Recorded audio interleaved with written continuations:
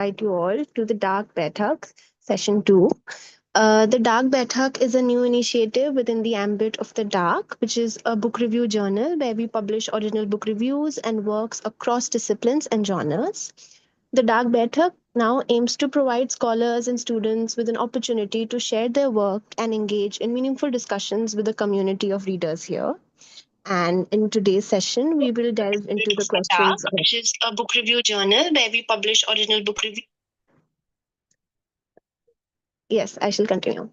In today's session, we will delve into the questions of cinema, representation, and caste, reflecting our commitment to exploring these pertinent themes. And for that, I would like to welcome our speaker for today's session, Dr. Ram Kumar Thakur.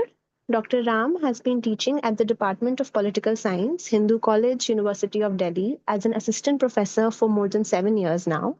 His publications and research primarily concern questions of popular justice, precarity of citizenship rights, socio-legal justice, human rights, social movements, etc.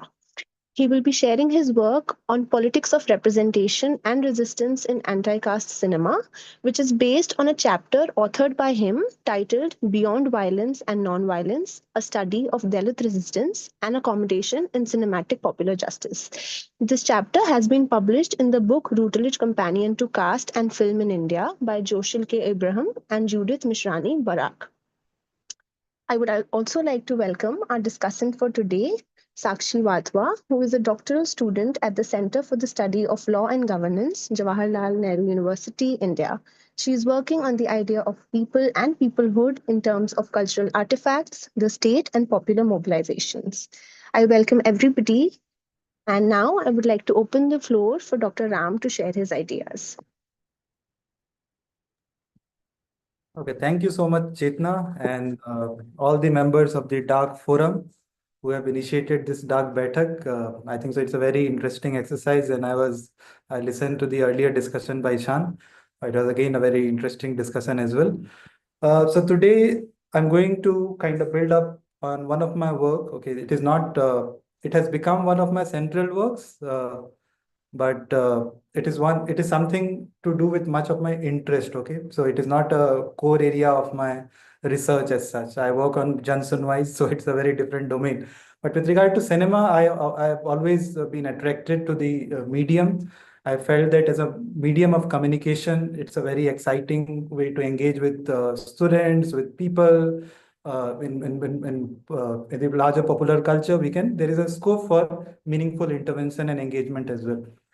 So today, what I will try to do is to not simply kind of go back to my chapter and share my kind of whatever I'm going to present, but I'd also try to kind of build a bridge between many of the films which have kind of come up after the chapter was published as well.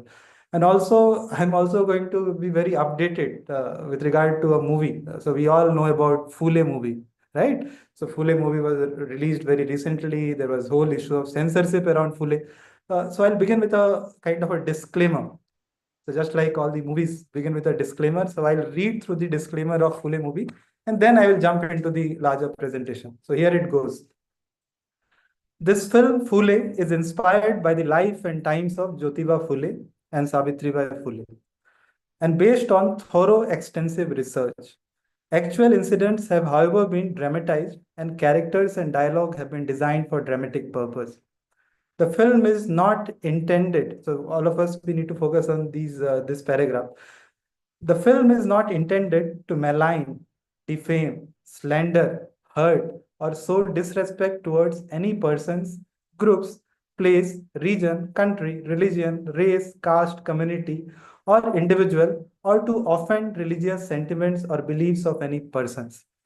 The film features children, and due care has been taken to provide a safe and secure environment for all minors during the course of filming, adhering to applicable laws and regulations regarding child safety and welfare. So this is the broad disclaimer around which the Phule movie begins. So there is a very interesting book by Gautam Bhatia, and the title of the book goes something like this: To Offend, Shock, or Disturb. Okay, so it precisely deals with the larger debates around freedom of speech and expression. So when we are thinking about a biopic around kind of a social political reformer, and we are reflecting on the legacy of such an important kind of political philosopher. So what do we do with this movie? So is this movie all about kind of simply celebrating an abstract kind of a social reformer or a nationalist?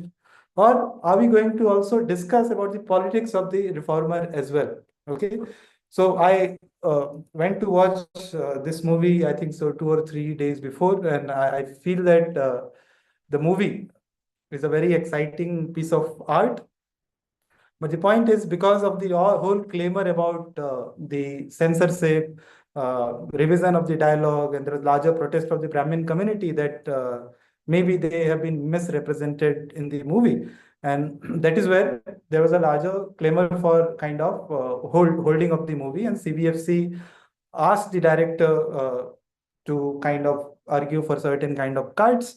And thereafter, we see that the movie was supposed to release on 14th April. Again, it is celebrated as a very important social justice kind of day.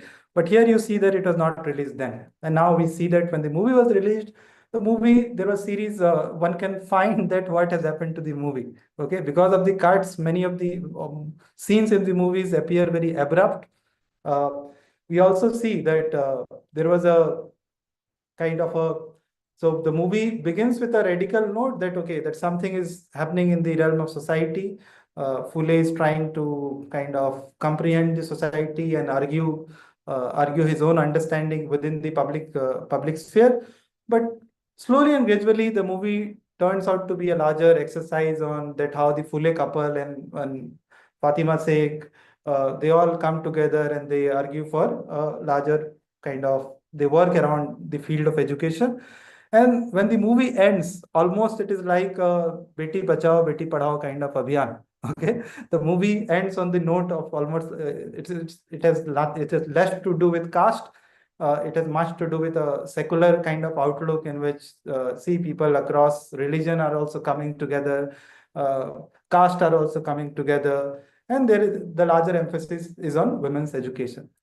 Even when the uh, larger subtext of Gulamgiri is mentioned, it is simply in passing that you simply invoke Gulamgiri without discussing any of the politics of Gulamgiri. Okay, and when one reads Gulamgiri, one will get to know what kind of anti-caste sensibility or critique of the existing Brahminical kind of ideology it puts forward. So you will find nothing in the movie. So what I'm trying to do, or what I'll try to do in this presentation, is to kind of lay out the complexity of the politics. That even when there are arts, there are movies, there are films which are coming into the public domain, what is happening to these kind of films? And here we see that so it is not that filmmakers or artists, they are not interested in making films. They are very much interested in making films, and the kind of films which has come up from colonial times to the kind of films which are coming from new kind of filmmakers who are very assertive about the kind of politics which they carry. We see that films have come up, but what is the politics of these kind of films? So of course, I cannot dive into the history of Indian cinema, but what I can do is to build up on the politics of some kind of history of cinema. Not all. I'm not an expert on Indian cinema as such, but when I've watched certain kind of movies, and I've watched many kind of movies, and there I have found that the kind of representation which has emerged, the kind of misrepresentation or underrepresentation which has emerged, there is so much to think about, and that is the legacy of our kind of freedom of speech and expression which we have got, and we still continue to struggle with the larger debate around freedom of speech and expression. And so I'll read some parts, and I'll also kind of go back to some movies for in terms of reference to look at cinema as a text to argue whatever I'm trying to say. Okay. So democratic representation of cinema always involves plural conception of storytelling. These representations cannot be read outside the context of history and politics of filmmaking. Films can be seen as an epitome of enculturing modernity through the creation of new form of aesthetics with privileged consumption aimed at classes of people while simultaneously regulating the effect on gullible masses. From the colonial state to the post-colonial times, the debate over freedom of speech and expression continues. From Raja Harishchandra, 1913, to Achut Kanya, 1932, the question of social reform was the dominant idiom of popular representation. The emergent sovereign nation state provided for the possibility of newer imagination for art and entertainment, which were earlier constrained by colonial panopticon.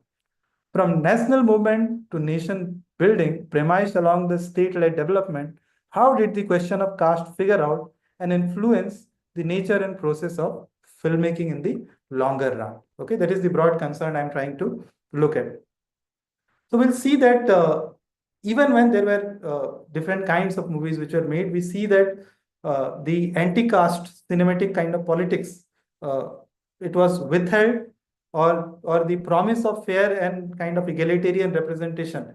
There was in fact, the promise was not fulfilled. In fact, there was an unmaking of sorts, that even when we became independent, the kind of movies, the kind of representation which emerged, it inhibited the possibility of anti-caste politics or anti-caste kind of aesthetics, which could kind of make people reflect, think, understand, make people kind of assert as well. So it is only towards the later kind of, if you go back to the larger Dalit Panther kind of movement, if we go back to the larger trajectory of non-Brahmin movement, if we go back to the kind of the ways in which filmmakers, they started kind of associating political categories of, for example, Dalit as an important political category, at least in the level of public discourse, we'll see that the kind of cinema which filmmakers wanted to pitch, okay, they were now confident,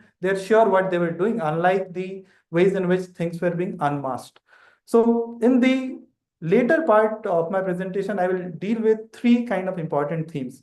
One, the first theme is with regard to the larger idea of unmasking nation building, emergence of a casteless Indian hero. That will be the first section. The second section will be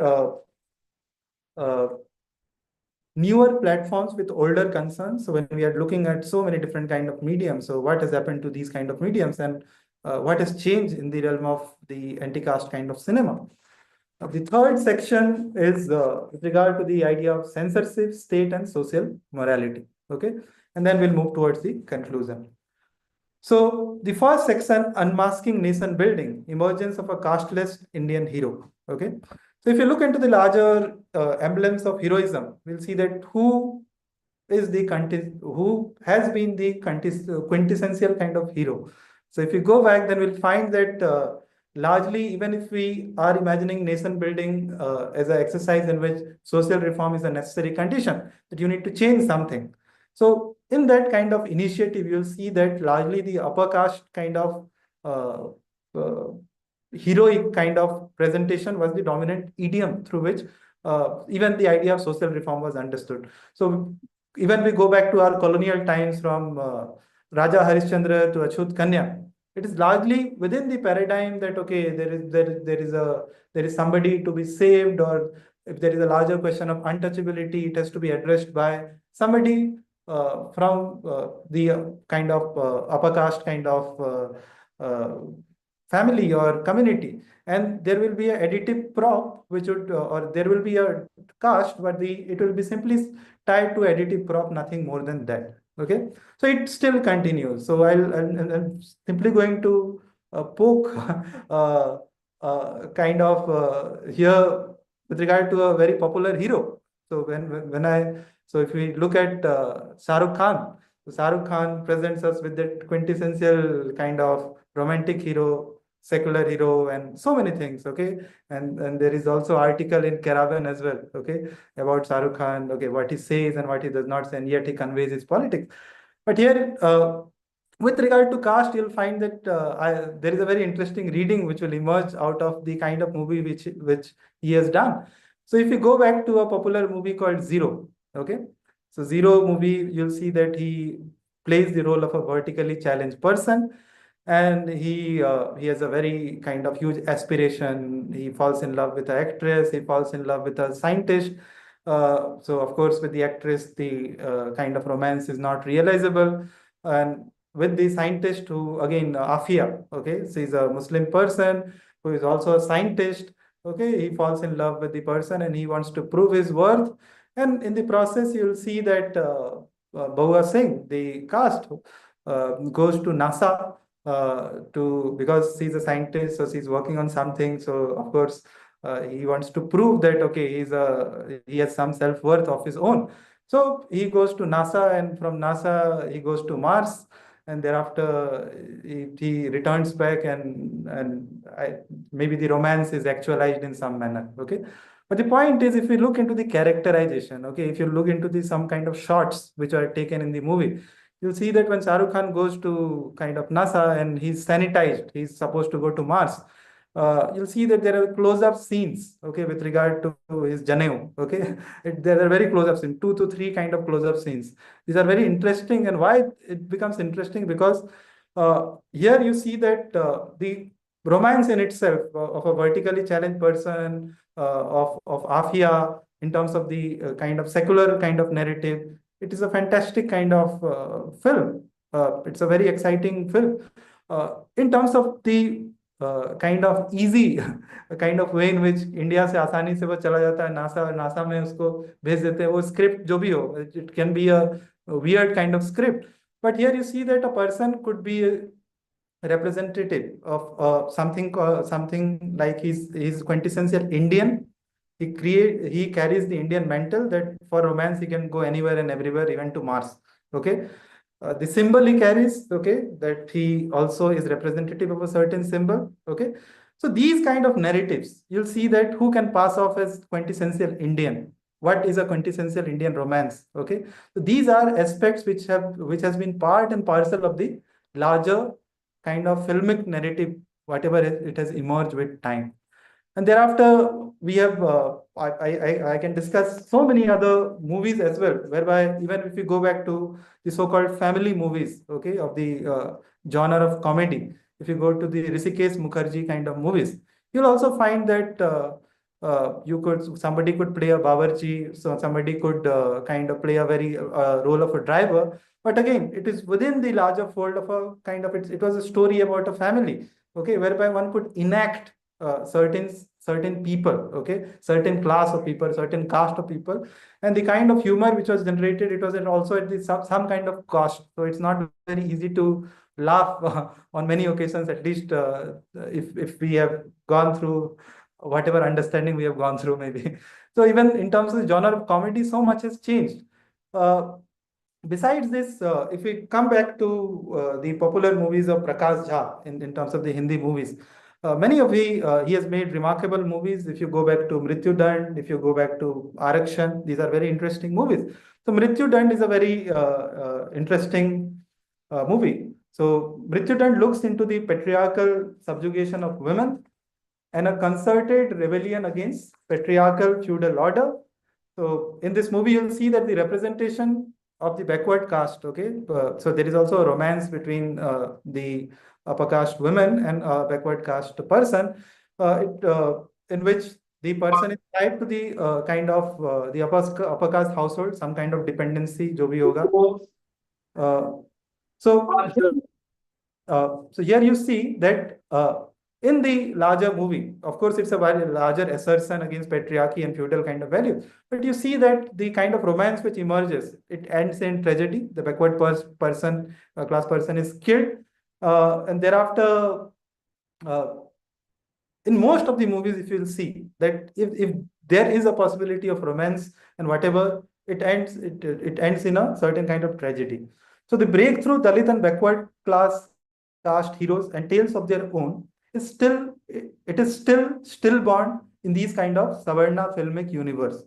From Achut Kanya to even contemporary themes of intercaste love, everywhere the trope is that of non-consummation of regular happy life. So the narrative has never been about the people who have been who are simply additive characters, okay, or it is simply about the larger narrative. Either it's a kind of a feminist movie, or it's a movie which represents the upper caste universe rather than engaging with the other characters or the life world of the characters. Similarly, Dilwale Dulhaniya Le Jayenge is also about the larger. So we all still go back to this movie, and we have all felt so much and thought so much about the movie. But yet we see that the kind of modernity which is imagined, that okay, that there is a clash between modernity. So the larger universe of romance is all about the clash between modernity and tradition. So it's all about convincing the other family for in terms of change of heart, and things would get addressed. Similarly, another very classic movie called Kayamat Se Kayamat Tak. So I used to enjoy this movie. I revisited this movie. ये क्या है, कैसा है? So when I went back to this movie, I found that it was simply a family feud. So basically, it was a feud between two Thakur families. Okay, and because things could not be managed well, it ends in a tragedy, and so Kayamat Se Kayamat Tak. So unlike all these unlike such lazy tropes pervading the romantic films genre, the sacrifices of the Dalits and subaltern characters in most of the movies, as well as real life, have continued as part of unsaid norm. Any transgressions is punished with violence and death. While tragedy appeals to the consciousness of social change, the social of Savarna stories are necessarily abstract or imagined and not necessarily concrete and real. There is a qualitative difference in representation between Savarna characterization and anti-caste filmmaking. The anti-caste filmmakers portray the role of trials and tribulations of love within an explicitly caste-ridden social context. The protagonist is central to the plot. The socio-economic world has idiom of concrete rootedness. For example, in Masan, the caste occupation, the fledgling romance, and inherent tension of caste consciousness is both subtle and explicit. The movie ends with the possibility of romance between the Dalit and upper caste character. Another Tamil film, Pariyaram Perumal, 2018, deals with romance, trials, and tribulation of a Dalit student, a first generation learner on the way to become a lawyer, doctor like B.R. Ambedkar. He wants to protect the rights of the marginalized community. He develops friendship with an upper caste girl who also helps him in studies. The friendship and budding romance are sought to be destroyed by the upper caste family of the girl through repeated acts of atrocities until the rage and rebellion of the young man brings an end to the tribulation by overcoming the adversary, by not just defeating him in duel through brute physical power, but through forgiveness to the vanquished oppressor. The movie ends with the possibility of social change in future. Basically, the social change is postponed in future mein, maybe things could change for better. And a familial approval of friendship and romance. The adversaries sharing cup of coffee and tea offers a new avenue for reconstitution of public sphere along the lines of constitutional equality rather than caste morality. It promises an ethical beginning, actualizing the promise of constitutionalism. So we can see a trope of convincing the family member in Dilwale Dulhaniya Le Jayenge, and we see a trope in Pariyaram Perumal, which is very different. Okay, you have to fight it out, you have to take risk, and you are playing the. So you are now kind of your benevolence is guiding. So you are not going for a police complaint or you are killing somebody or whatever. Now you are living out. So you are doing epistemic charity in the new kind of democratic universe, whatever you are trying to create. In Savarna characterization, these tropes are either peripheral or the social context becomes more hegemonic than the subaltern characters. The art house and parallel films of Syam Benegal, Gobind Nilhani, like many others, is part of the repertoire where the exploitation and oppression are more central than the protagonist. So here we see a very different kind of genre, which again will come up with the problems and the promise of these kind of filmmaking. In such narratives, the Savarna reformers and revolutionaries are more heroic than the other heroic oppressed characters. Movies like Par movie 1984, Akros 1980, Ankur 1974, Nishant 1975 are case in point. Similarly, a Hindi movie Arakshan, which means affirmative action measure in English, rather than becoming a tale of centrality of socio-political world of marginalized, becomes a moral treatise of an upper caste principal who is progressive, morally upright, resembling almost Gandhi. His steadfast stand against corruption leads to immense suffering. So he is also suffering. नौकरी में बहुत problems आती है. As he loses out his house and job. Further, he grooms a Dalit student like his son, even aware of romantic friendship of his daughter with the Dalit protagonist. He equally has a tale of parity to tell as a meritorious Brahmin student is helped with his tuition fee. The tale becomes a self-righteous story of upper caste heroism. Except for few minutes of discourse on merits and assertion by the Dalit character, another protagonist in the movie, that of a backward caste politician, is shown to be corrupt and not necessarily trained in virtues of democracy. These characterizations very much fit the nationalist portrayals of iconography, where the leaders' moral core and suffering defines the triumph of a successful democracy. These characterizations very much fit the nationalist portrayal of iconography, where the leaders' moral core and suffering defines the triumph of successful democracy. These leaders are necessarily Brahmins or part of Savarna social universe. They could be poor, rich, orphan, and whatnot. The caste, although evident in such depiction, is seen as part of legitimate repertoire, while the explicit depiction of caste contradiction is seen to be divisive. Satish Deshpande rightly argues that upper caste people have been able to portray themselves as casteless, general, modern, Indian vis-a-vis Dalits and OBCs by appropriating the language of caste blindness and burdening the marginalized with caste identity. These cultural markers of abstract hero and storylines as such reinforce the prejudice of upper caste as the national plot and heroism as national inaction. Even in contemporary films like Serious Man 2020, Article 15 2019, Lagan 2001 to Delhi 6 2009, the portrayals of the secular Savarna hero as the central protagonist of social and political change have been a constant. The portrayals of Dalit characters are largely agencyless, suffering, in need of upper caste intervention, and in need of saving. So now we'll jump on to the next section, which will discuss into the, so this has been the regular story, but with the changes in the OTT, newer kind of platforms, what has changed and what has not changed, okay? The emergence of new video streaming giants like the over-the-top platforms like Amazon Prime, Netflix, Sony Live, Disney Hotstar has opened the scope for global and steady viewership, along with the newfound freedom to operate outside the parameters of state regulation of censor. Even in this context, the production houses were quite conservative in exploring anti-caste films. It is rare to find films dealing with such propositions. Films like Karnan, it's a Tamil film, Narappa, it's a remake of Karnan, it's a Telugu film, Gilipuchi, again part of Ajib Dasta in Netflix, Madam Chief Minister, it was again released as a series, I guess, Maharani, again a series, Patal Lok, again a series, are some of the films which made forays into the new medium. However, only few films like Karnan and Gilipuchi were able to portray a layered and complex storytelling of contradictions of caste and sexuality. Other movies and series either turned to caricaturist representation or are able to portray a superficial additive understanding of caste-based experience. The promise and possibility of innovative storytelling remains marginal. In recent times, as argued above, small town stories and forays into rural hinterland have received an added boost among other forms of storytelling. But the upper caste-based presumptions dominate the discourse. While the creative liberty has enhanced, have we really entered into a new domain outside caricaturist storytelling? The answer is resounding no. Okay.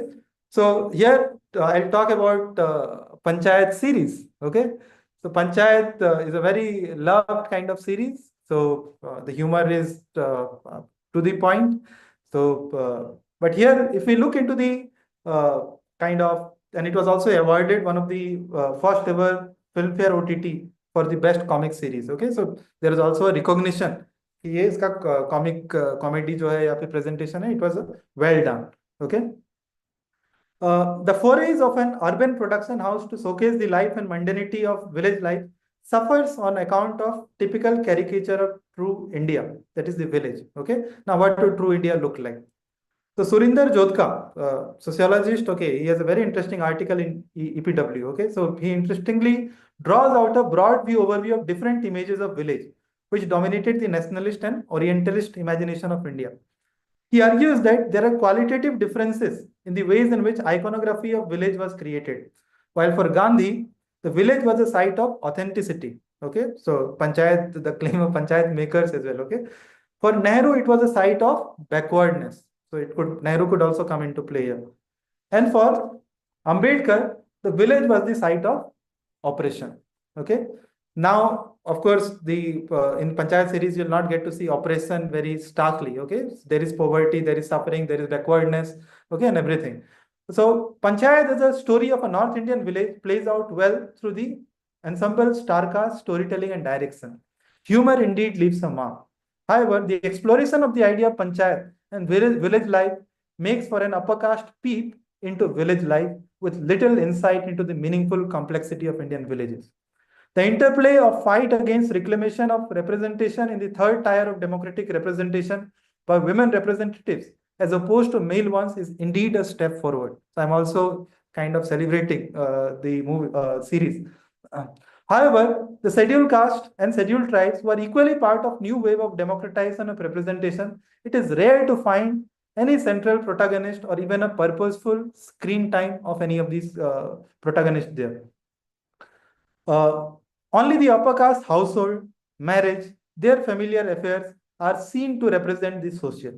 It is only on rare occasion that a policy discussion in village on population control brings a seemingly poor into the frame, who is unhappy with the slogan of population control as it is offensive to his third child. Okay, referred as part of problem. कि अगर basically 3 से ज्यादा लोग होंगे तो इस जो तीसरा बच्चा होगा is part of problem. Okay, such stereotypes resemble the depiction of socially vulnerable as simply part of population rather than full-blown person. So Partha Chatterjee, of course, civil society, political society, we are aware of the distinction that who is considered as part of the population. So even in terms of the cultural depiction, you'll see that how people are brought into the larger cinematic universe, but how they are engaged with. Okay, there is no development of no character. Okay, in these kind of depiction. The recognition and validation of such tropes shows the unproblematic framing as guided by castelessness, but marked by privilege of caste. There is a conscious and subconscious choice and trend of experiment with unconventional storytelling, challenging social taboos, but reaffirming newer ones. Take, for example, Anubhav Sinha's Article 15, whereby the upright Brahmin police officer follows the principle of rule of law, creates ground for his Dalit deputy to assert his positioning vis-a-vis his superior and rule of law. So, of course, if you have watched the Article 15 movie, you'll see that at one instant, the Dalit police officer slaps one of the senior police officer who is again Brahmin, okay, because he was involved in sexual exploitation and all of this, okay. So the possibility of assertion of a principle of rule of law by Dalit themselves as central protagonist on its own is still a far cry. Further, the assertive Dalit characters, part of social movement, are killed in illegal police encounter.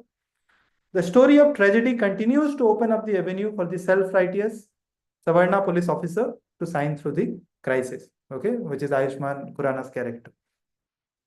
Any elementary probe into the representation would involve explorations around some basic question.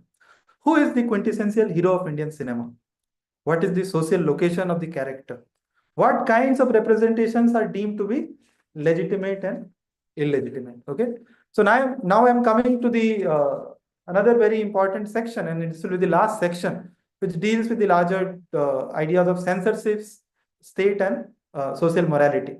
So we all know that the CBFC, the Central Board of Film Certification, is a government body responsible for certifying films for different sections of viewers, determining the exhibition and regulation of exhibition. Determining the exhibition. The filmmakers need to approach the CBFC for certification, subject to the approval of the board members. If there is any objection against the suggested cuts or certification, further appeal can be made against the same in the Film Certification Appellate tribunal, FCAT. But if you go back to the Sarkari changes, okay, changes which have happened, now FCAT is no more, okay. However, recently FCAT has been abolished under the Tribunal Reforms Ordinance 2021. Now filmmakers have to reach out to the High Court to challenge their grievance. Given the case loads already burdening the courts, the detractors of the changes to FCAT are quite skeptical of timely hearing. Okay. So films espousing social change have been given the avenue to showcase the social evil. However, there are ample avenues for both legal and extra legal kind of initiatives to dilute or even stop the exhibition of the film. Padmavat, a movie which deals with the story of Rajput pride, faced huge protests through both legal case and threat of violence against the star cast and director. A ground of purposeful misrepresentation and denigrating the caste pride and honor was made by various groups, one among them being Karni Sena, a vigilante caste group. The film released in many North Indian states of Rajasthan, Haryana, Gujarat, Madhya Pradesh, and was halted on the grounds of emergence of law and order situation. So there was threat that they'll burn the hall and all of this. And all of them ruled by the Hindu Nationalist Party, Bharatiya Janata Party government.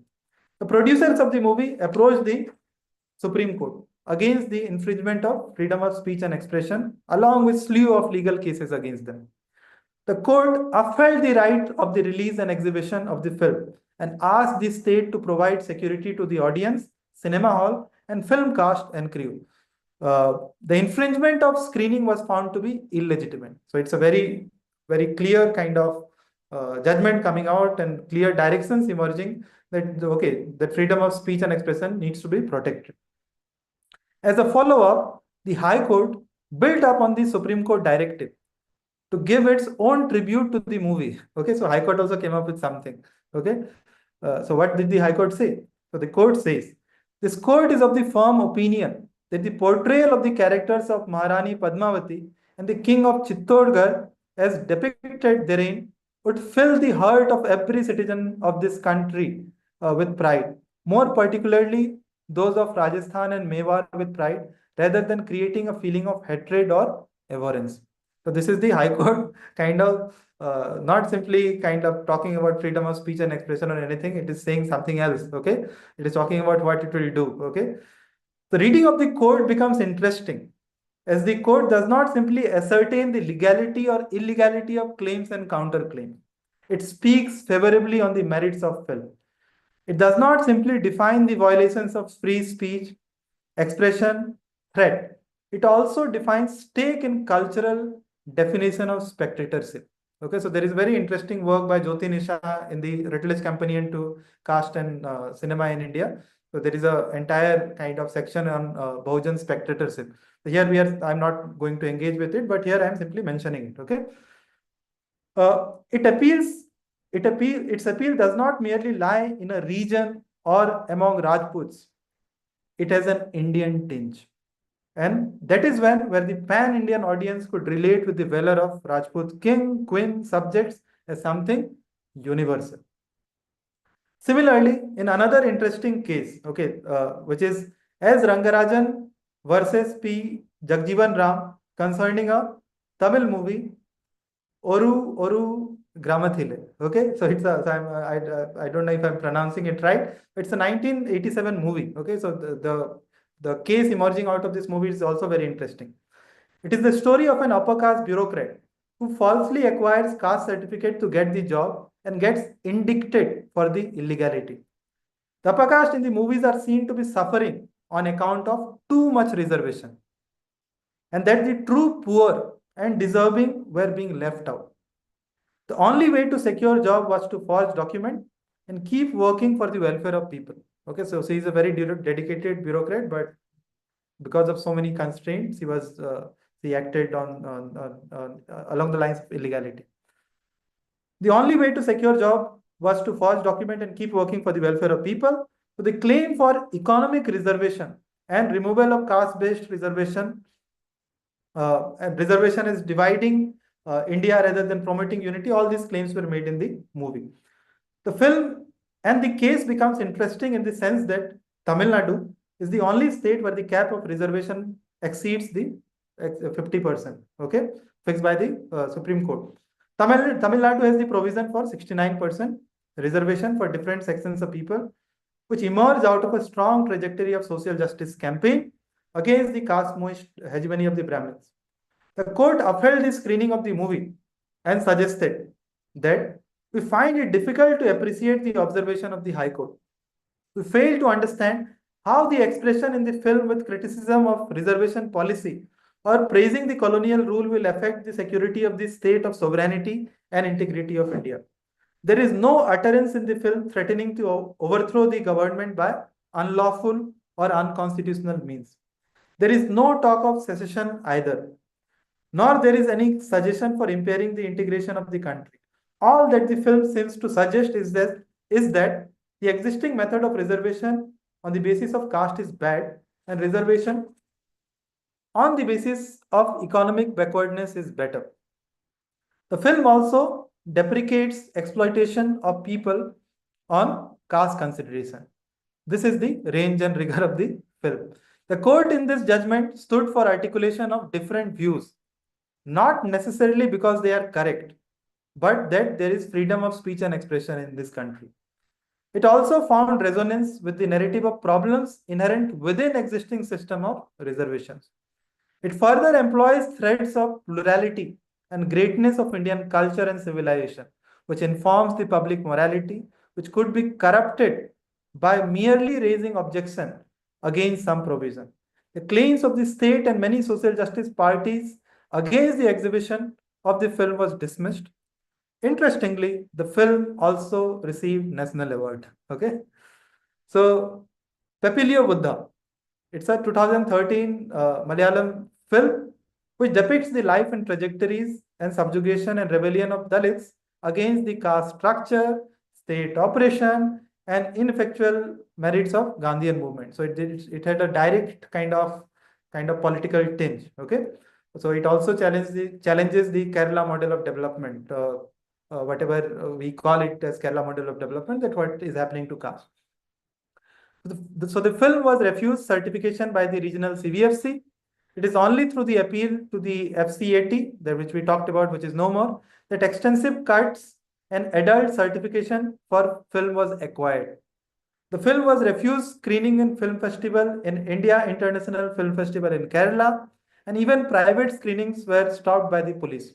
So I watched, so when I was part of my master's program, so I had watched this movie in JNU. So whatever was going in other parts, at least in JNU, we could screen many of the movies, and I had watched this movie long back, and now it is available on YouTube as well. So the film was refused screening in film festival in India International Film Festival in Kerala, and even in private screenings were stopped by the police.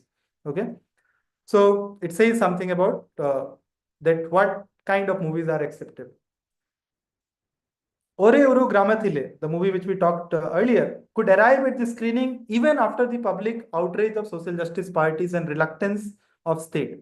Okay, the court stood tall to advocate for security against law and order situation and permit the exposition of freedom of speech and expression. Okay, so we see a very different kind of sensibility and different kind of jurisprudence or different kind of role of state coming into play. Okay. However, Pepilio Buddha had to suffer the trials and tribulation of refusal and state sanction for portraying alternative or even unconventional tale of Dalit rebellion and state violence. The portrayal of Buddha, Ayankali, Ambedkar as alternative to iconography of Gandhi for Dalits was also seen as part of problem. So there is a scene, there is a very scene in which Gandhi's photo, okay, or is also kind of tarnished. Okay, there is also a scene in which a Gandhian comes and leads the police and people to dismantle the people who were settled in the forested area, and most of them were Dalits. So he leads a satyagraha to make sure that these people, they live their land. Okay, so that is where the kind of the oppositional arc of iconography emerges, that who are the icons who are part of the assertion of the Dalits and who are part of the iconography of the state or the government or the civil society. Okay, I have so much to say on this film, but I'll simply because I'm talking about state law, quote, so I'll simply leave it there. Okay. So coming towards the conclusion. So yesterday I was watching interview. So there was a round table by Anupama Chopra, and she had brought in many directors. So there was Paranji, there was Vetrimaran, and there were other filmmakers like Anubhav Sinha, many of them, Nandita Das. So many filmmakers were there. They were all talking about the challenges of making filmmaking in these kind of times, making political films. So, and there was also the so there was in the roundtable something interesting emerged, that how people how these directors, okay, with all different political kind of vantage point, they have to compromise because they have to exhibit their film. Okay, so Hindi cinema filmmakers, they have to they can look at caste in a very different way. So caste would become something like class. Okay, or the heroism would become about privileged and non-privileged. Okay, this is how they tend to compromise on their own politics. Okay, while trying to reach out to the larger audience. In fact, Vetri Maran made a very interesting point. So he has also made many of these movies. Okay, Asuran, so is a very remarkable movie. So here you see that he makes a very interesting point, that in Tamil Nadu you can make popular films. Okay, that there is a possibility of making popular films, and which can reach out to the audience. So there is no tradition of art or parallel kind of films in Tamil Nadu. So whatever films you make, it will be exhibited. And you could also, because there is a strong tradition of social justice politics, you could also exhibit. But there is also a lack. Okay, and that is where I will also be critical of the the social justice politics and the non-Brahmin, even if there is a space for the non-Brahmin kind of politics. You see that in Asuran, okay, which is a very kind of a important movie in the end, and if we look into the larger anti-caste through the lens of the anti-caste politics, you'll see that there is a tussle for land, there is tussle, there is a larger resistance, all-out resistance against the landed class, who kind of take to atrocity, who take to killing, who take to humiliation, who take to sexual violence, and so many things. And thereafter, there is a larger assertion of a father who appears to be very meek, and ultimately he takes up the mantle of leading the fight. Okay, but he also wants to train his son. Okay, that he is going to submit to the law. But the point is, and he wants his son to get educated. He wants his son to become a lawyer and contribute to the larger sphere of society and everything. But if you look into the ending of Asuran, you'll see that the kind of advice the father is giving, that it appears to be very good. It's like Ambedkar's clarion call for be that be educated, agitated, organized, and all of this. It appears like it is coming from there. But towards the end, you'll see that he also makes a point that we are all part of the larger kind of great Tamil civilization, and we all need to live together. Okay, so the last point becomes very interesting, that the kind of compromises that even when you are asserting within the domain of the Dalit politics is also finding its own voice within the larger trajectory of the non-Brahmin movement, and whatever the social justice politics exist in Tamil Nadu, you'll see that there is also a implicit and explicit kind of coded messaging. Okay, that you are saying something and yet you are also not saying something. Okay, so it could be part of a larger democratic discourse as well. So there is also a movie called Mamanam, which explicitly deals with the larger what is happening in the field of legislation for the Dalits and everything. So uh, Stalin's son, Udayanidhi Stalin, was he was the hero in this movie. So many things are happening. So there is a bridge being built. There is also assertion which is emerging. There is a popular culture which is out there where you can make certain kind of movies. But if you look at Hindi cinema has been largely, it is a very conservative kind of domain. Okay, here you cannot see a larger assertion. Long back when I was trying to find that in which movie the word Dalit was used for the first time, I'm not quite sure historically, but I found the Yashwant movie. Yashwant movie is a movie in which Nana Patekar is the lead hero.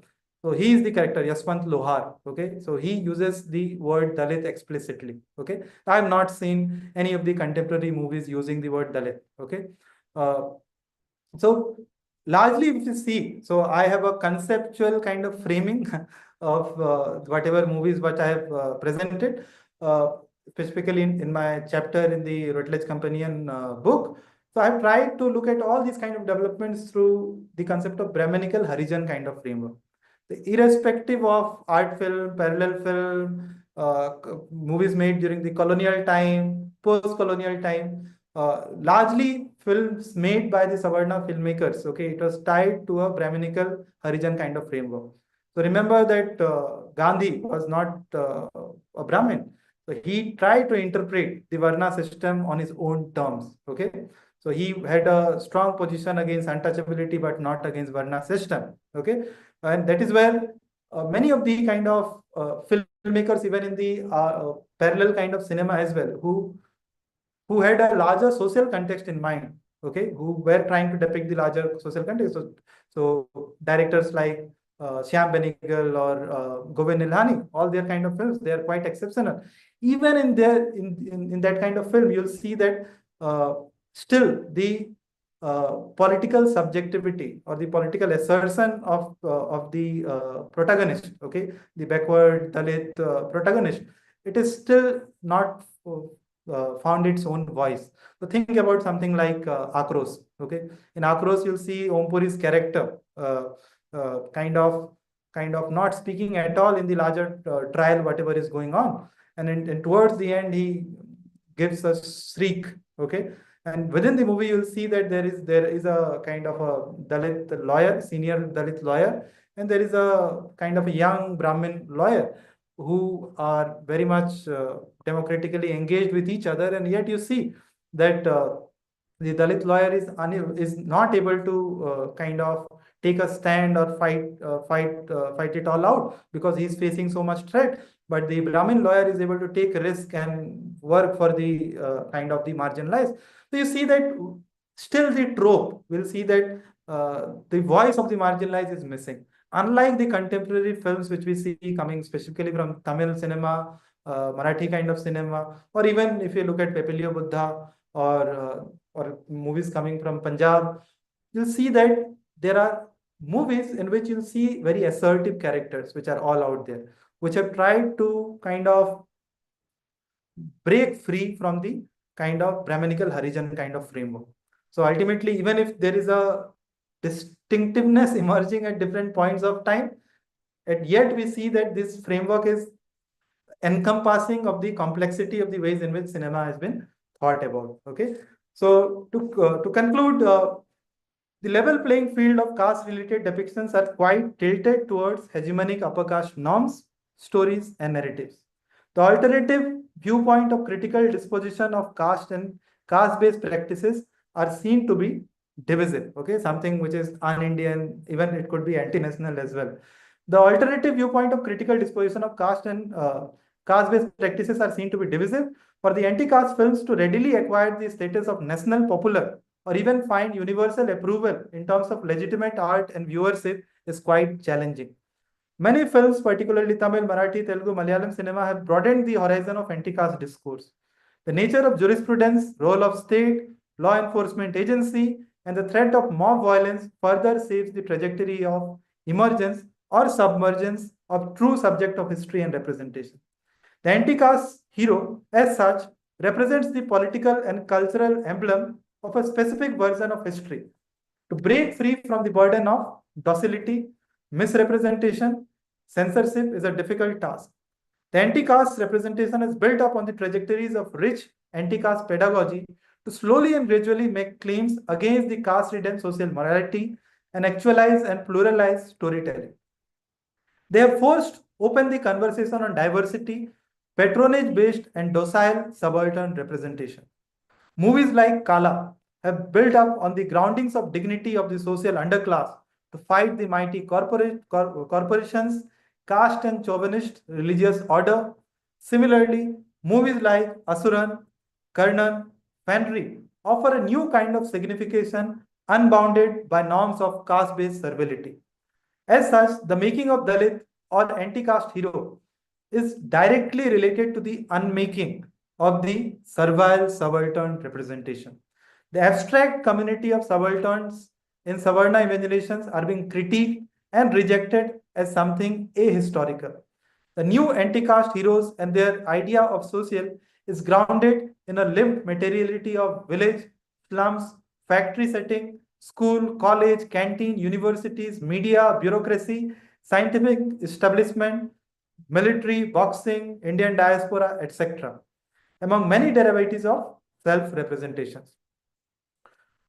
Dignity, equality, and exercise of one's agency, quest of justice has come to define the new story of heroism as opposed to waiting for Savarna Godot. So it's like waiting for Godot.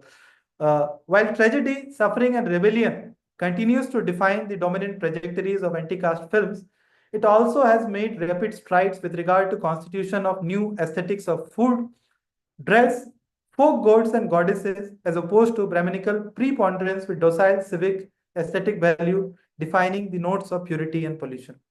Thus, anti-caste films have made a claim for setting the ground norm for democratic representation through rigorous critique of Brahminical codes of representation. They have re-signified the meaning of legitimate, social, and political.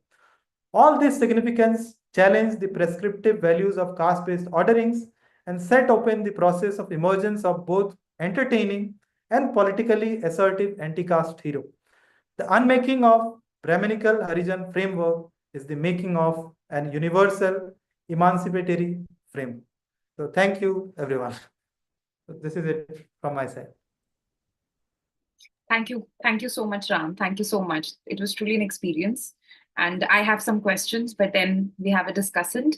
I would now request Sakshi Wadhwa, who has engaged with the paper, to please make her comments and raise any questions if she has. And then after that, we'll open the the session for questions from the audience. Sakshi. Thank you, Ram, for the comprehensive, overview of the landscape of Dalit counterculture in cinema.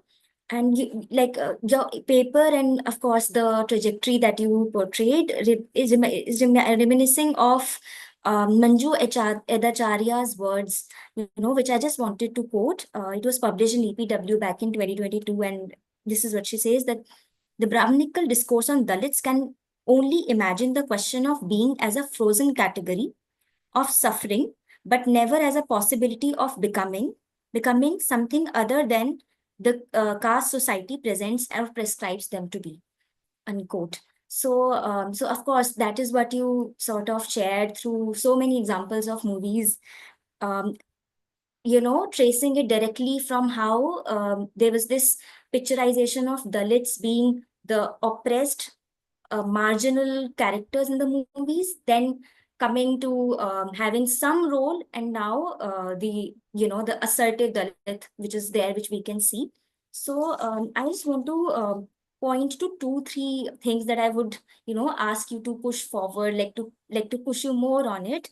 So the first is about the idea of inclusivity.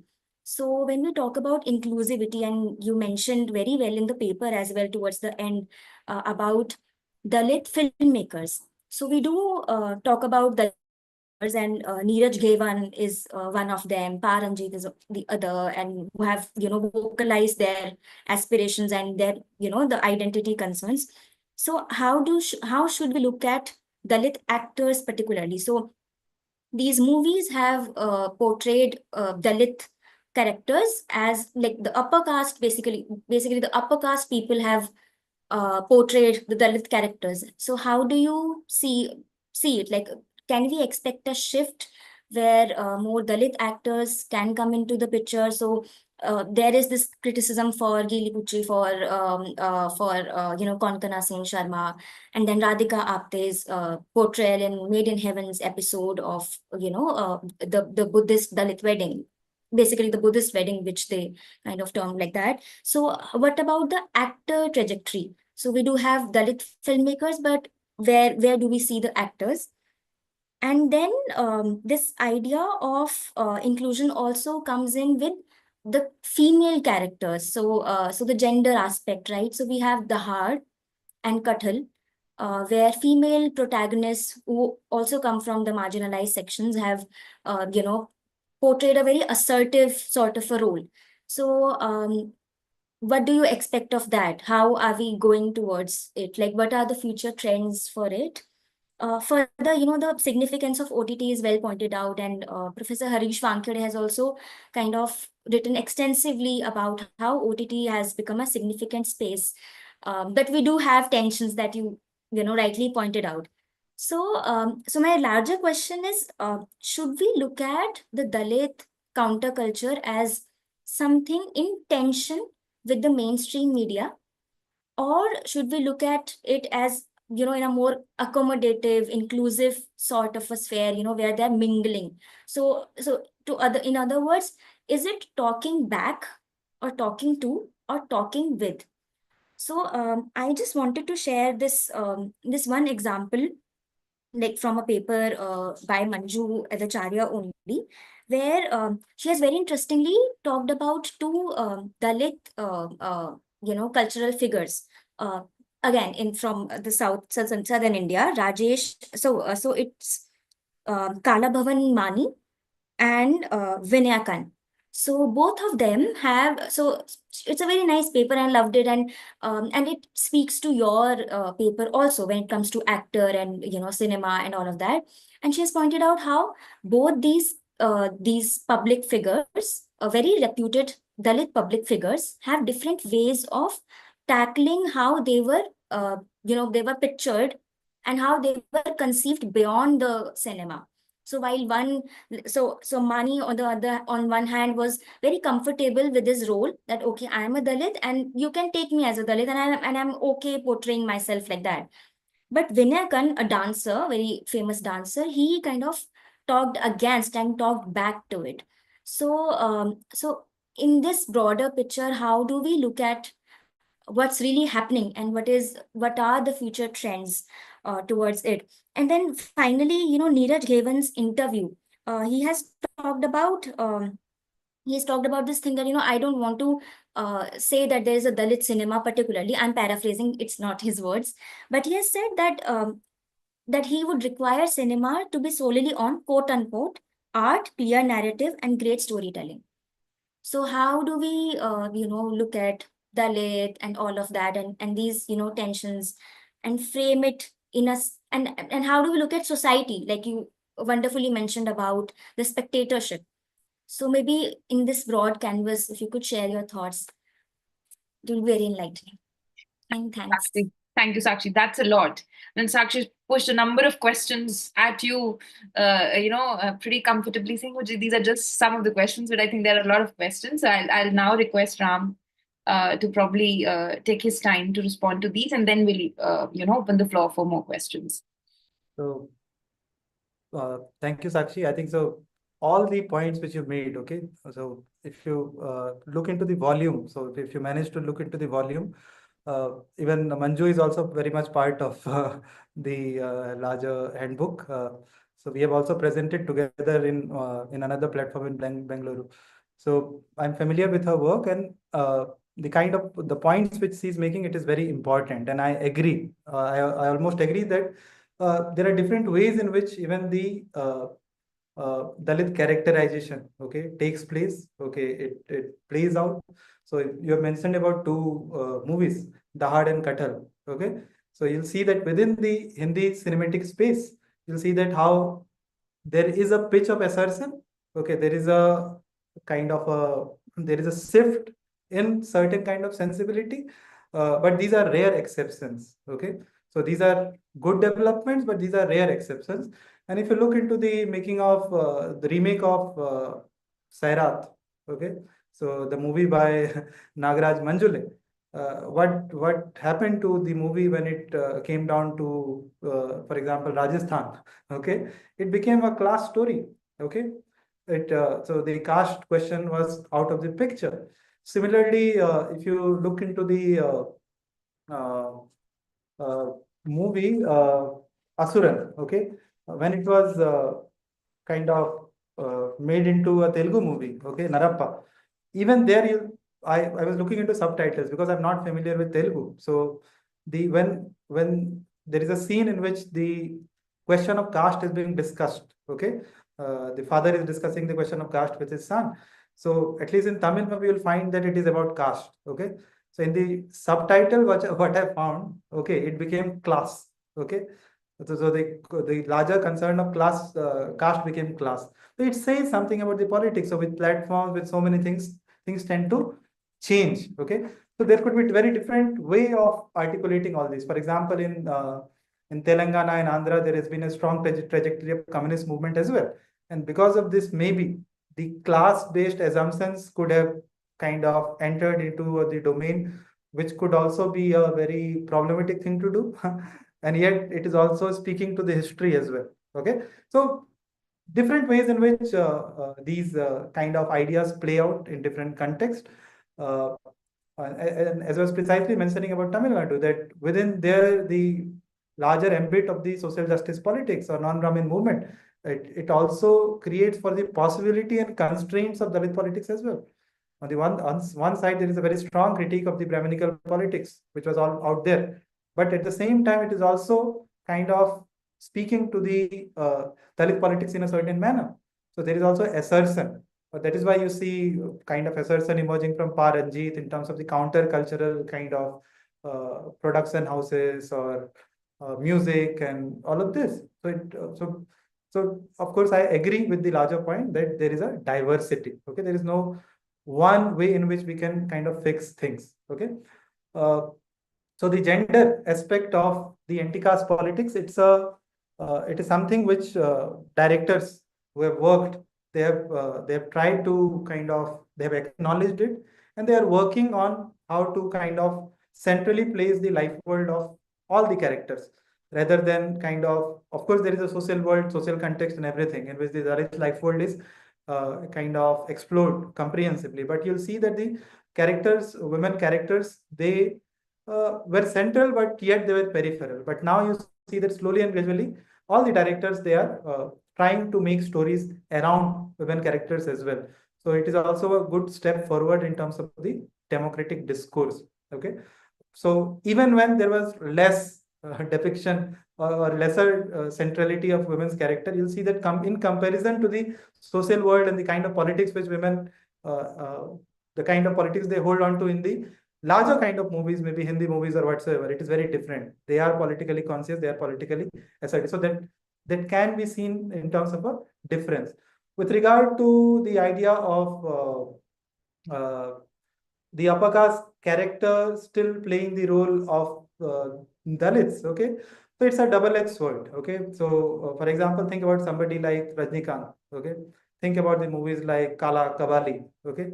You cannot exhibit this movie at this kind of scale, communicate your politics, okay? And you make people work in such a kind of, for example, one of my favorite movies, anti-caste movies, I tend to say is Kala, okay?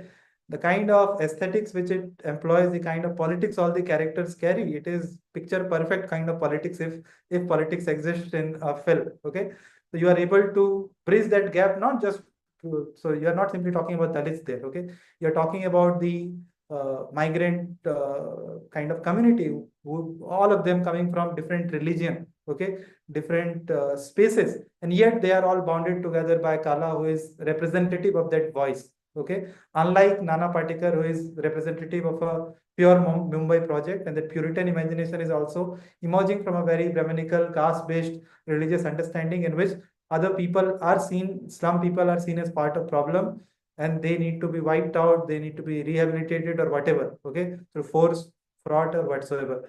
So you see the parallels which are, or the images which are being used, that on the one side there is a prayer going on, and the other side there is a larger destruction of the slums going on through the state as well, through state and non-state actors both.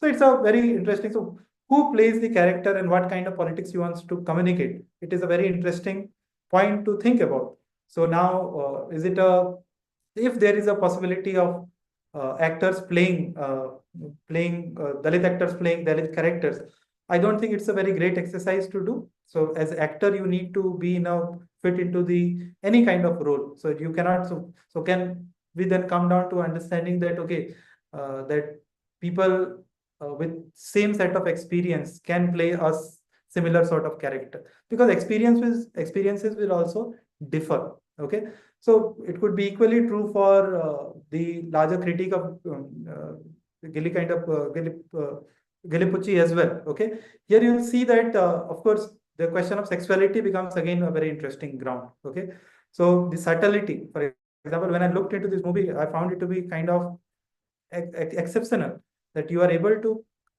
kind of carry that kind of subtlety of the kind of contradictions of caste, contradictions of sexuality, contradiction of romance, contradictions of solidarity, all within the movie without being very explicit.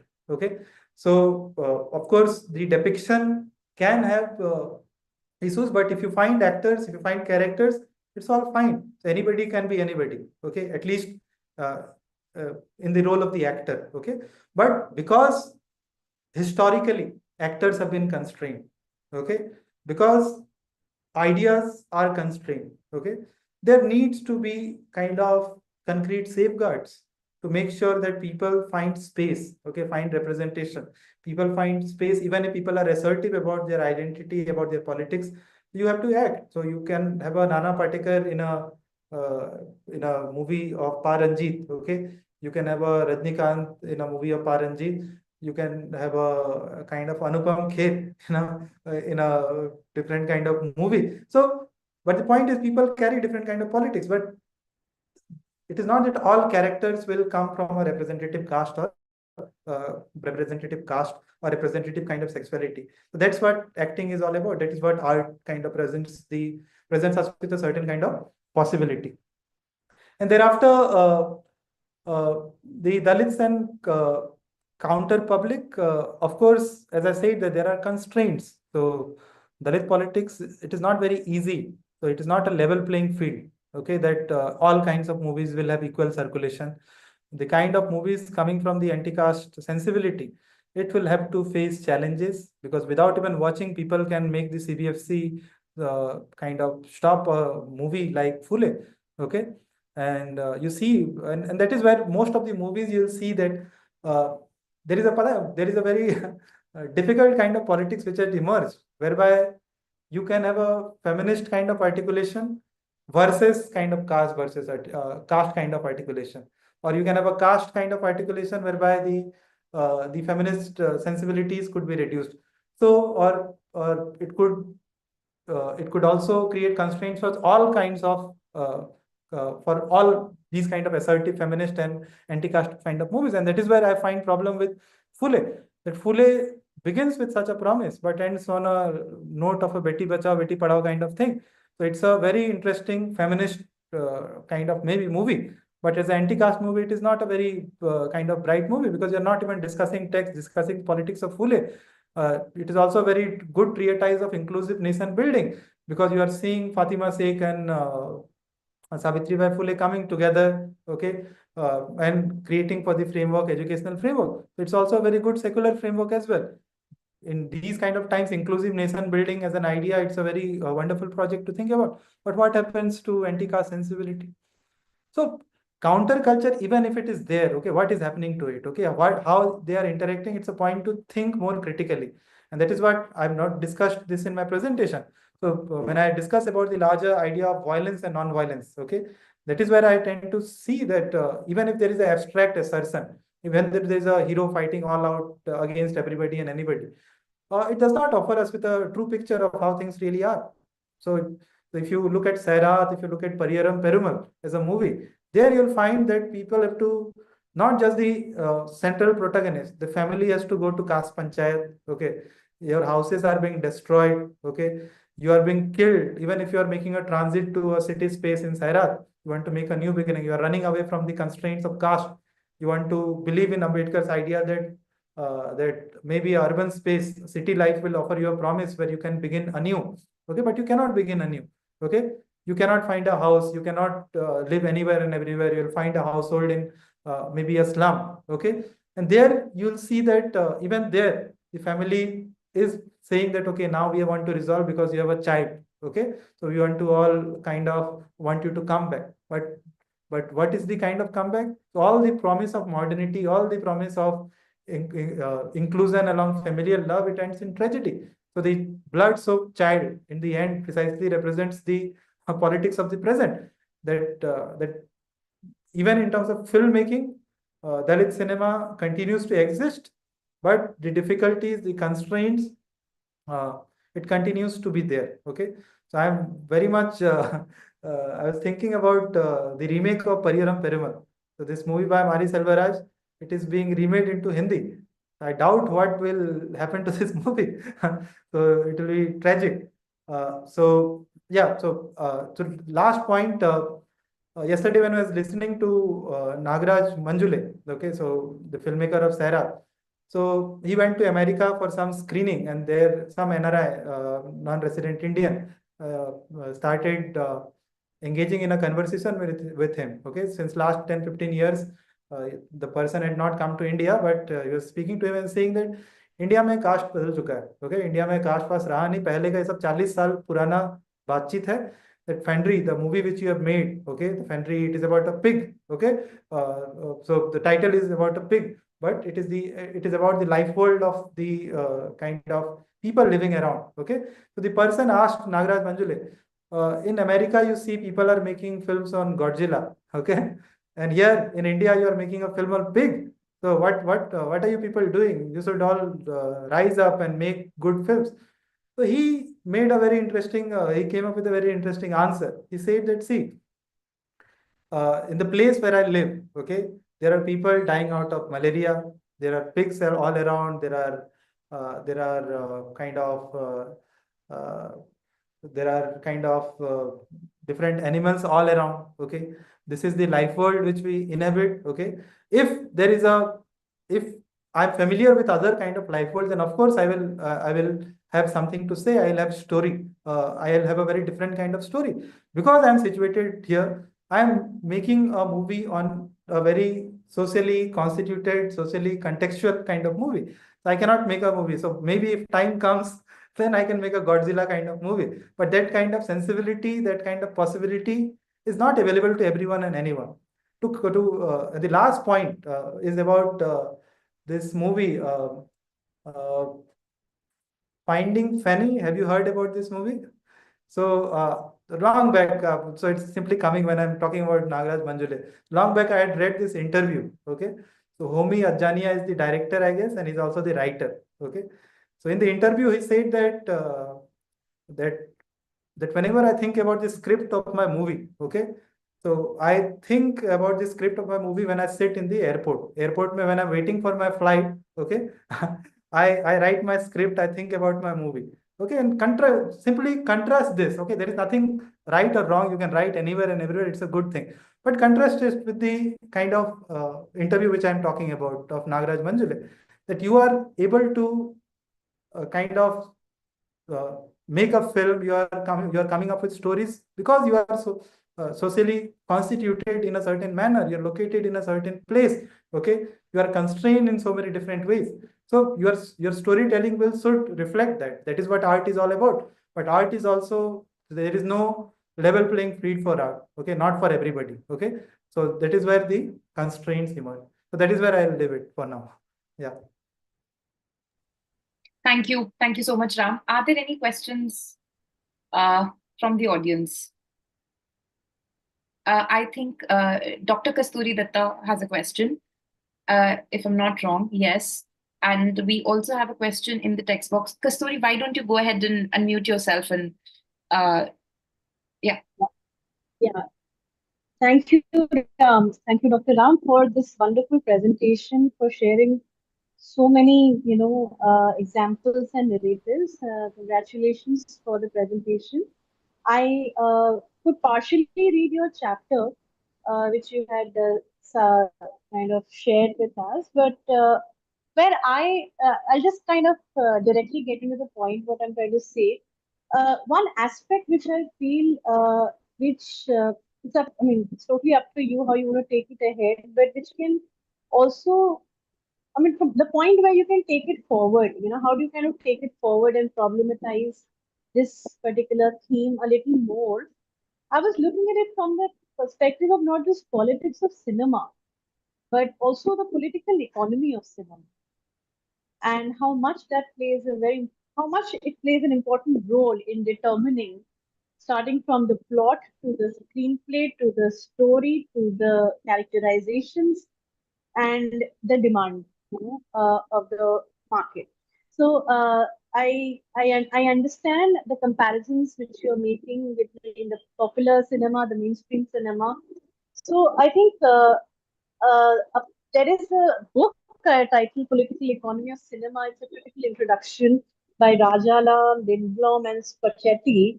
And there are a couple of interesting essays in that which you might want to read in terms of the political economy of cinema, and which kind of can take forward, at the point where you stop, and not just look at it from the perspective of how social justice is driving this process, and how we are looking at mainstream cinema, and how we are trying to, like Sakshi, you pointed out, looking at the point of inclusivity and representation, but also in terms of how we are problematizing cinema as such. And also, when the second point which I had in my mind is in terms of, again, there's a scholar, I think probably a faculty member or scholar, I'm not sure, in Jadavpur University, who this is Arijit Mandal. Uh, Again, somebody who is a representative of uh, uh, you know, the community in talking about. And he writes a lot on this particular aspect in terms of how we are problematizing the term Dalit cinema. Dalit Bahujan cinema or Dalit cinema. That is also another important thing. So, uh, even if, say, we have a film made on the themes, and we're bringing in so the protagonist, or the theme is talking about not just resistance, but here it's in terms of, say, you might have a satire, you might have a humor, you might have a direct, there. So the power is coming from the perspective of the one who's the underdog, who has been depicted as the underdog. So how are we problematizing Dalit cinema also in that sense? Is that what our expectation is in terms of finding an alternative space and creating an alternative space if we are not being able to get that in mainstream? Because there are, as you have already given us so many examples, there are thousands of such examples, and this entire process is getting reproduced. It's a phenomena which is getting reproduced all the time. The third thing which I had in my mind is, again, in terms of a very interesting conceptual framework, which I think, and this is coming as a very sort of an observation, and just sort of a suggestion, friendly suggestion, is how you can, and it can be a complete different article itself in itself, and how you're comparing the mainstream, the Hindi speaking or the English speaking, or the urban, basically cinema, popular cinema, which is universalizing the discourses on the uh, caste system, or the gender caste, as well as sexuality angle, and in the process, what Ambedkar said and what you pointed out, Ram, the layered inequalities through which we can understand caste system, and compare it with the particular or the localized the dialects. So our local cinema, our localized cinema in the vernacular language, the depiction there. So there's a wonderful parallel that can be kind of drawn there. So these are certain things, like if you watch Bengali cinema and Ritik Ghatak and like Subarna Lekha in one of the films, I think he talks about this concept of punishment. The theme punishment runs across this particular film, and then and there's this last thing which I wanted to point out. You were mentioning about which is the first film which perhaps might have depicted or I think you're mentioning which is used the term Dalit for the first time. This is an interesting thing. In 1936, how there was a film, Achut Kanya, 1936, by Franz Austin.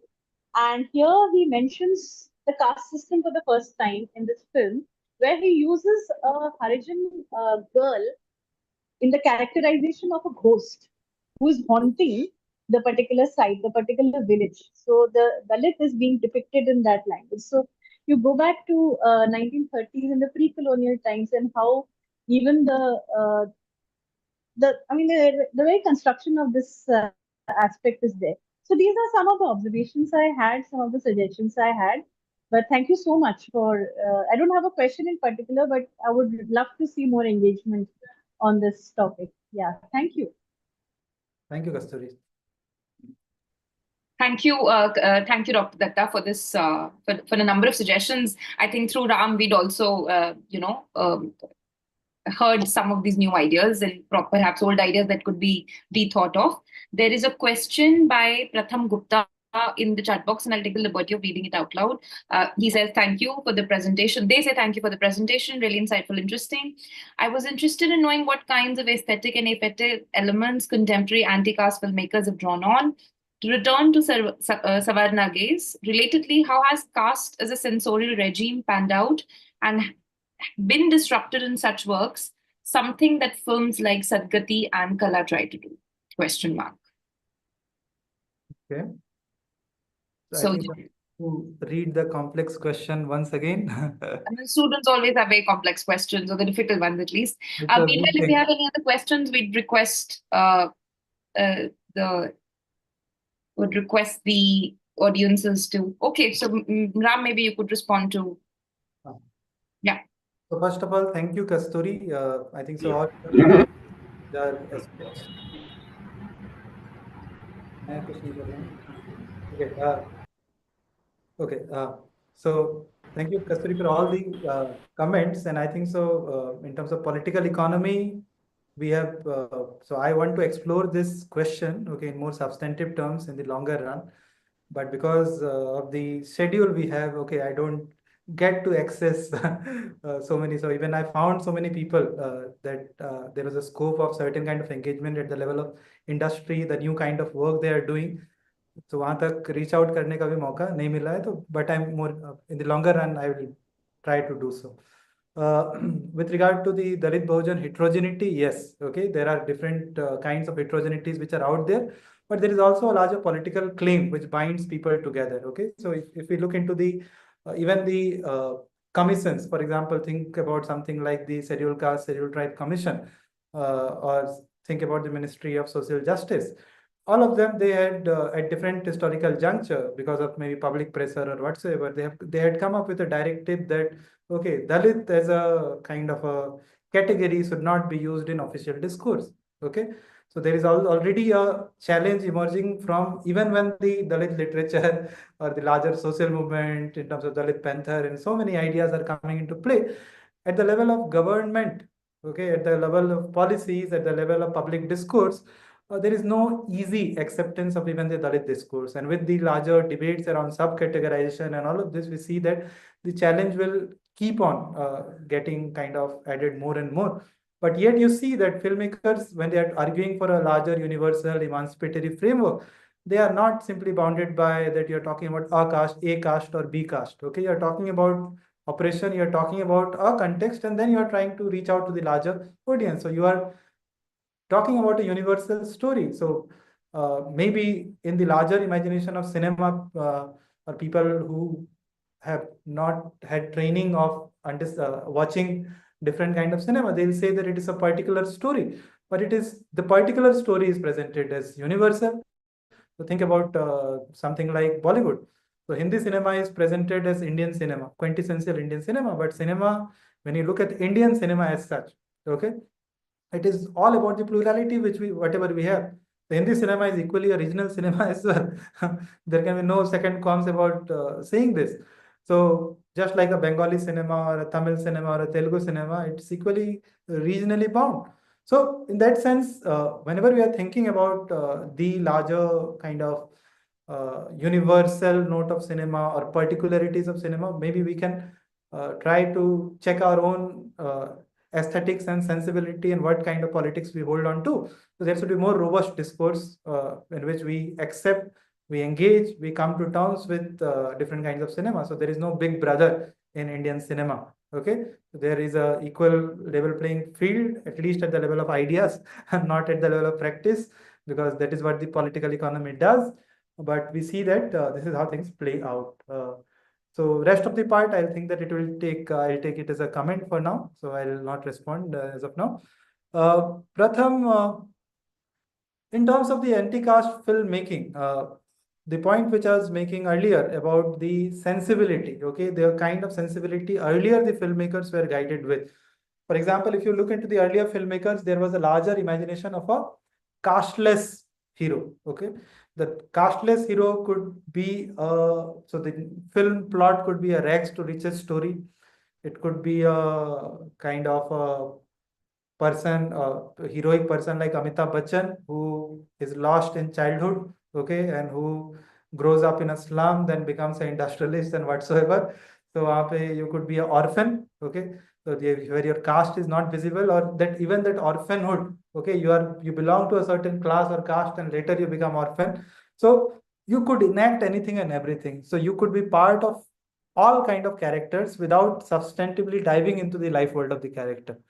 Okay, what has changed, and that is what Satish Deshpande was talking about, that you could become a kind of a who can be casteless, okay, who can afford to be casteless, and who carries the burden of the caste, okay, is a point to think about. So affirmative action measure is precisely supposed to create for a background condition in which people are supposed to participate in the larger realm of competition of equality of opportunity. But how the larger debate about reservation is seen in the larger public discourse, it is seen as a kind of as part of problem, okay, not as something which is affirmative in spirit and character, at least from the casteist common sense, whatever prevails out there. Similarly, in the larger anti-Mandal kind of agitation, we saw that the larger sisterhood of feminism got kind of exposed. And here you could see that people were coming up with posters and saying that we don't want to marry, we have to marry Dalit men because our men, our people from our community will not get job because of the reservation. So all these kind of claims, it also exposes a certain kind of, it says something about the aesthetics as well. And when we are talking about aesthetics, there could be plural forms of aesthetics. And when we are talking about something like food, okay, what kind of food is seen as part of a household? Okay, think about Sadgati. So all of us, we had watched the movie Sadgati. So there you could see that there is a household in which food is being served in a certain manner. And in the other kind of household, of the Dalit household, you'll see that the food or the larger poultry or everything is very much part and parcel of this sensibility. If you go back to somebody like scholarship of Kancha Ilaya's effort, so Kancha Ilaya precisely took up the kind of title of Shepherd to make a statement that, okay, these are our if people continue to be prejudiced, let them be. This is where we come from. This is our social universe. We are more tied to the society. We are more tied to the production process. So you can come up with various kind of sensibility, and that is where even in Tamil films you will see the kind of food. If you go back to the food, you will have a, at least in the Hindi belt, people will have heart attack watching the aesthetical value of what are the foods which are simply part of everyday kind of practice, and there is nothing wrong in that. It is very much part of the everyday culture. So, but yet you see the privilege. So you cannot find these kind of even communication or conversation in Hindi cinema. Okay, it will be it will be terrible for the filmmakers, production houses, and that is where the conservative and the modern note plays out equally in modern cinema.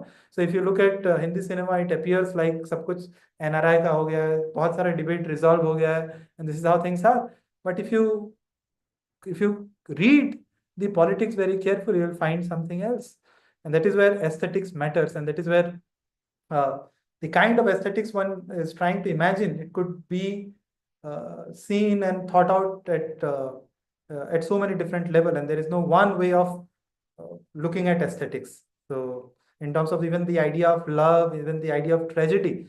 These are the kind of aesthetics which is employed. It is very different. Okay.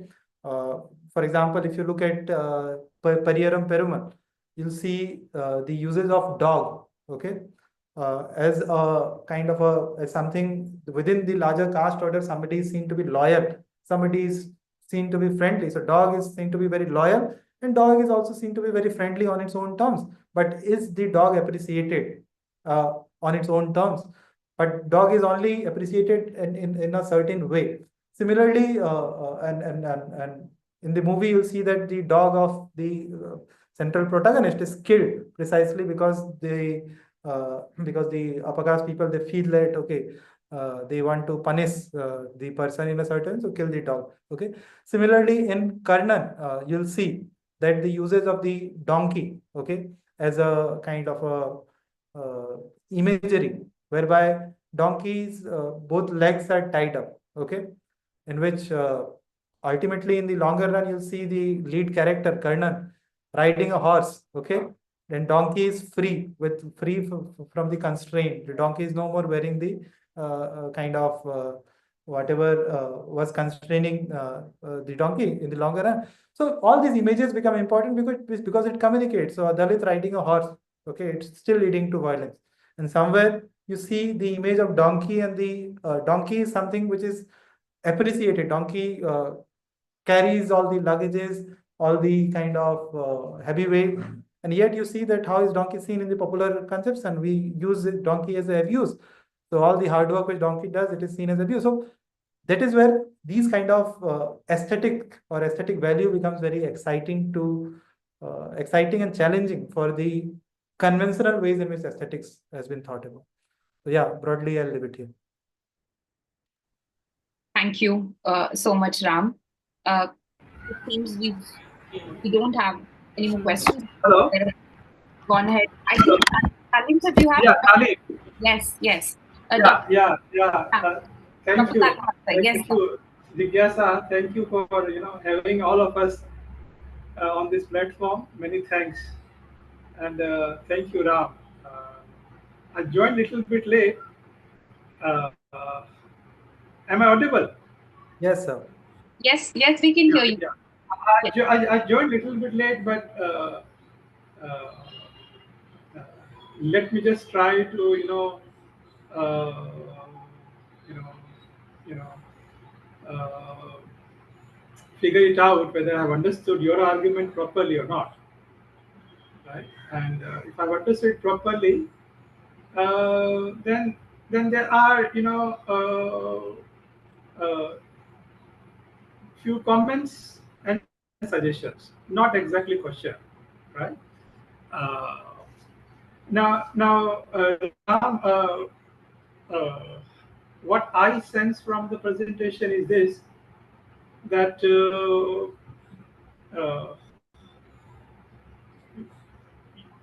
in a way have taken a long trajectory of uh, uh, cinema, not just the mainstream cinema, popular cinema, and even the cinema from, if I can use this word, from different regions of the country. So now, Ram, your argument remains this, that there is uh, this Sarvana universe in which the question of caste is being played out, and at least with regard to Hindi cinema, both the mainstream and the popular, that the Sarvana universe more or less remain intact, as the result of which the binary between Brahmanism and Harijan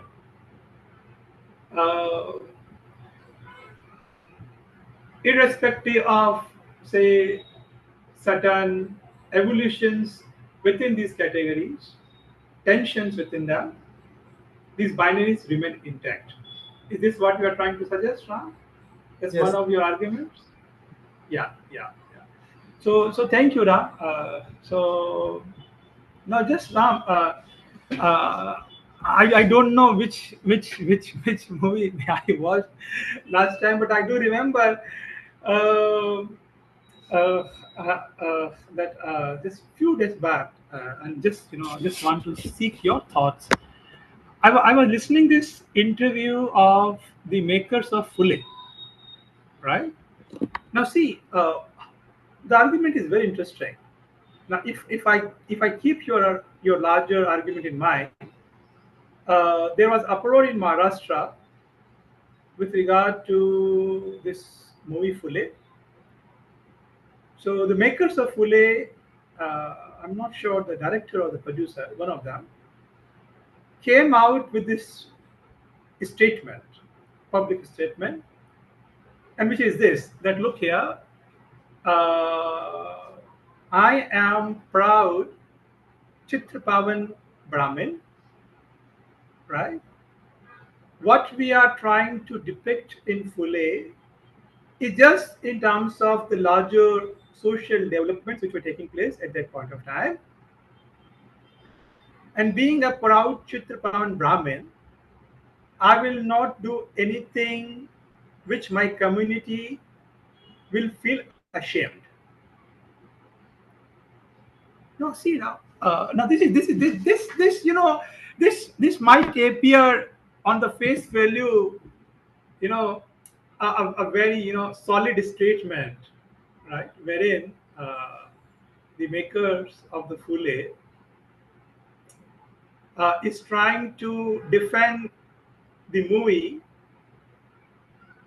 by appealing to his community and his prideness by being part of this community. Now, if I go with your argument, then this is perhaps one of the classical case wherein the Brahmanism and the Harijya, right? Uh, or rather, let me use Dalit category, the binary remains intact. Uh, Now, Ram, it would be very interesting because see, on the face value, it appears like this, right? So I was my first suggestion to you is this, Ram, that when we look cinema from this binary, which is quite possible to do, right? At least in terms of mainstream Hindi cinema. My first suggestion is this: is it possible to look such statement of the makers of Fule also differently, precisely in the terms that that the makers of Fule still understand that in terms of power relationship, it is still the Brahmins, the upper caste, who are still very much at the helm of the power, and in order to make my point, I rather invoke that position and also talk about Fule, right? So what I'm trying to suggest is this: is it possible to unpack this complexity within this binary, right? I just gave this example from the makers of Fule, right? There could be many more examples wherein you know uh, uh, the tensions within this binary might be there, right? And then not might be very simplistic in nature. That's one thing. This binary might not be very simplistic in nature, irrespective of the fact that we operate in larger Sarvana universe. That's one thing. Just a kind of suggestion to you. Now, second suggestion, Ram. When I was listening, right, and particularly what Sakshi said, Kasturi said, and Pratham said, and with regard to this question of uh, spectators, viewership, right? Now, why, I'm still not able to figure this out, that after these you know you know democratic upsurge, you know why you still sense that this this trope of Sarvana universe still remains the hegemonic one. And the follow-up for this could be this: that is it possible, you know, and I feel that there is slippage there in your presentation to actually uh, make a more concrete distinction between the movie which is which is perhaps critical of caste, say from the perspective of an OBC, and the movie which is anti-caste, say from the perspective of, say, SC, right? So whether if we try to do this, do we get something out of this? Right? These are just suggestions. Yeah, thank you, Ram, for your presentation. Okay. Brilliant comments, I'll say. All the comments, I think so, uh, as you said that you joined late, so I precisely began with Pule, okay? And I began with a disclaimer there that so I managed to click a picture, which is not a very good thing, but at least I clicked the picture of the disclaimer. And here you'll see that disclaimer precisely says that, okay, it is a well-researched theme and a well-researched movie on the life and times of Jyotiba Phule and Savitribai Phule. And the film is not intended, okay, to malign, defame, slander, hurt, show disrespect towards any person, group, place, region, country, religion, race, caste, community, or individual, or to offend religious sentiment or beliefs of any person. So what was Phule doing? Okay, so if we are to look at Phule, what was Phule supposed to do, or what was Ambedkar supposed to do? If we look into the very legalized, statized, in the very state-based conception of freedom of speech and expression, you'll see, or the societal morality, we'll see that all these voices will become meaningless. Okay, and that is where I tried to, in my presentation, I tried to also show that in terms of the role of the state, government, judiciary, there is a kind of a very uh, problematic kind of morality which has emerged out of the constitutional discourse, in which there are it is only in certain historical juncture that the state will intervene to protect the filmmaker, okay, without any kind of constraint. Or the judiciary will come up with very interesting judgments which will say that it's all about freedom of speech and expression. So, where and how things have been thought about is the point to ponder. And that is what I have tried to do. I have tried to complicate these uh, imaginations which have taken place. And the final point about how the anti-caste discourse plays out for the Dalits and for OBCs, uh, I think so. It's a very important point to think about, and that is what I said about Asuran movie. That if you look at the ending of the movie, it is a very clarion call of Ambedkarite discourse: educate, agitate, organize. It's all about education. Education is the key to kind of success and all these kind of point. But because we all belong to the larger land of Tamil Nadu, we all need to live together and whatsoever. There is also a reconciliation of sort. Okay, that reconciliation is not simply out of assertion. That assertion is also being negotiated upon, that you're not fighting it out totally with, for example, maybe the social justice discourse or the Brahminical discourse, or in terms of all out war. You are creating a discourse and you are engaging with it, okay, rather than simply going for all out war. In the movie, of course, you are going out for all out kind of conflict wherever you are placed. But in the level of discourse, you are also trying to be mindful that, okay, this is where the production will come into play. This is how people might react. I'll say that broadly, Tamil Nadu and Maharashtra, okay, in Marathi films and Tamil films, the anti-caste discourse is quite radical and quite sharp. And even there you'll see the coded notes coming into play. And when you look at Hindi cinema or any other cinema, it's all not even, it is not even taking into concern of people across caste, okay, not even being sincere to whatever you're trying. If you're trying to depict for example, a Savarna world, for example, if you look at Toiletic Prem Katha, okay, it's a very interesting movie whereby you're looking at the larger idea of romance and conservatism of a Brahmin family, that you don't want to build toilet within the household where there is a kind of a temple housed within the household. So there is no point kind of going for this modern kind of sanitary facility. So there you see that even when the Akshay Kumar's character is a person who is a very loyal son.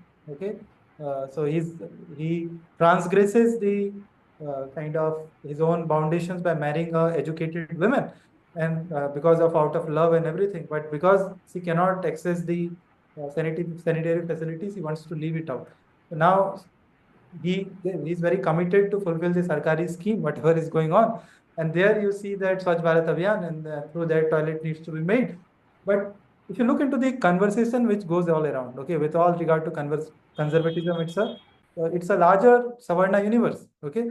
But here, even if you see that he does not get into conflict with his father, okay, he's not able to convince his father through rational argument or whatever, okay. It is only when the person's mother, okay, the Akshay Kumar's father's mother, okay, Dadi, grandmother, okay, gets hurt that she cannot go to the outside kind of agricultural land for freshening up. So then that person has a change of heart.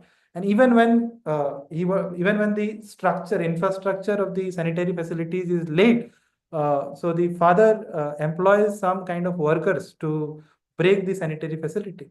So Akshay Kumar comes all out and beats up the workers who are trying to dismantle the facility because his father is ordered, because he cannot talk face to face to his father. So he's beating up workers. Who are the workers then?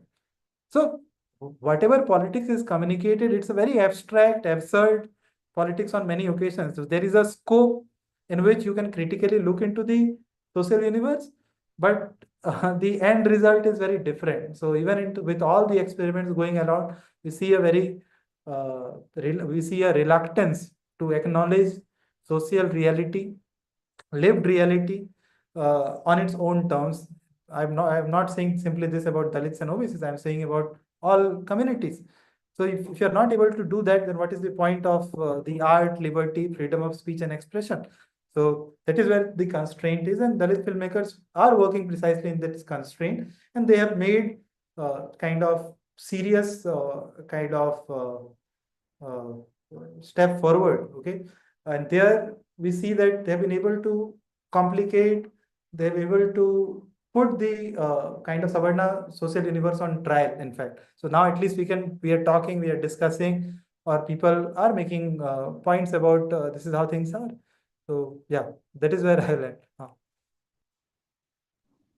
Thank you, Ram. Thank you so much. It's been a 2-hour session, and none of which has been non-engaging. In fact, I didn't even realize up until the point that I saw my time that it's already 6 p.m. Thank you so much to you, to Dr. Ram Kumar Thakur, for joining us and for sharing his work with us. I also thank our discussant today, Sakshi Wadhwa, for her very pointed questions and suggestions. All the students, teachers, faculty members, and friends who could join in. Thank you so much. We are going to come back. We'll return with another DETEC session, hopefully on another very engaging academic topic. And we look forward to similar such sessions in the future as well. Thank you so much for your time, and good night. Thank you, everyone. Thank you so much, Jigyasa and the DAAK team. It was very nice engaging with all of you. Thank you.